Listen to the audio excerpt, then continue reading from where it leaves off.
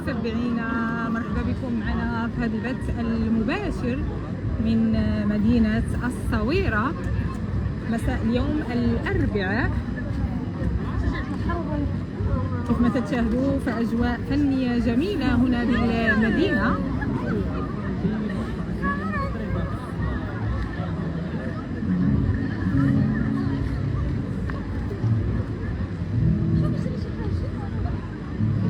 هذه هي المنصة بعد ما اكتملت منصة مهرجان قناوة وموسيقى العالم، المنصة الرئيسية.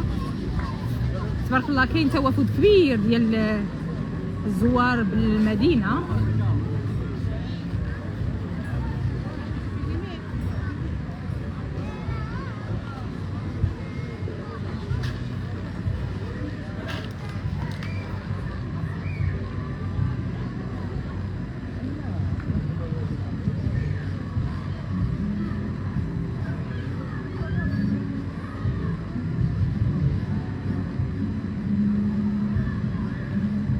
تحية للناس ديال مراكش ومدينة مراكش والسلطات ديال مراكش. كيف ما تشاهدوا فالبارير الحواجز الحديدية فهي من مدينة مراكش كلها جديدة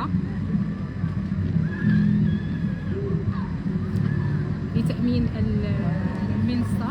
كيف ما تشاهدوا هذه المنصة الأولى فهي المنصة الرئيسية ديال أصحاب البادجات، جوازات المرور.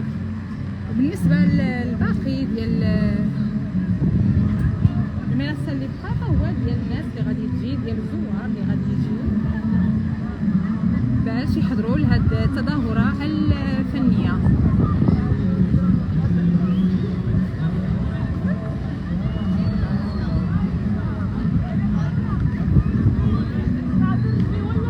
إذا متتبعينا كنحاولوا نقربكم من الأجواء ديال مدينة الصويرة هذا المساء.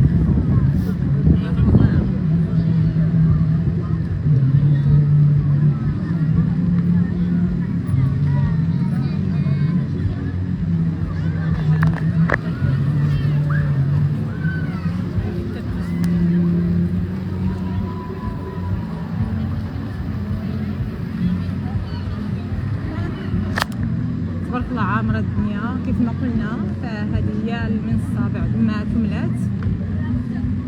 واحد الجولة خفيفة قربناكم من الأجواء، في انتظار غدا إن شاء الله بإذن الله نحاولوا أننا ننقلوا لكم على المباشر فعاليات انطلاق مهرجان قناوة في نسخته 26 لهذه السنة. وكيف ما تعرفوا بأن الافتتاح غادي يكون غدا إن شاء الله مع 6 العشية من باب دكالة.